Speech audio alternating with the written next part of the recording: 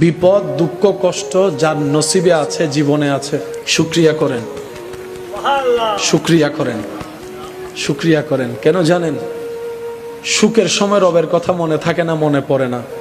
কষ্ট বিপদ রোগ আসলে রবের কথা বারবার মনে হয়। সেজন্য প্রেমিক বলে ওই কষ্টটাই আমার জন্য নিয়ামত, যে কষ্টের কারণে আমি আমার রবকে স্মরণ করতে পারি। সুবহানাল্লাহ।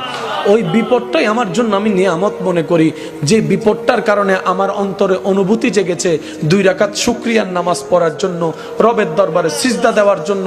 ওই কষ্টটাও নিয়ামত আমার জন্য, ওই দুঃখটাও নিয়ামত, ওই অসুস্থতাও নিয়ামত। কারণ এই বিপদগুলার কারণে আমার দিল রবের স্মরণে মগ্ন হয়ে আছে। সুবহানাল্লাহ। আর হাজার বিপদের মধ্যে সবর হচ্ছে এমন একটা খুঁটি, এমন একটা গাছ, এমন একটা শক্তি। এই সবর ধৈর্য সহ্য যে করার মতো করতে জানবে, বিশ্বাস করেন ভাই, হারানোর চাইতে 10 ডবল বেশি পাবেন। এটাই আপনার রবের ওয়াদা।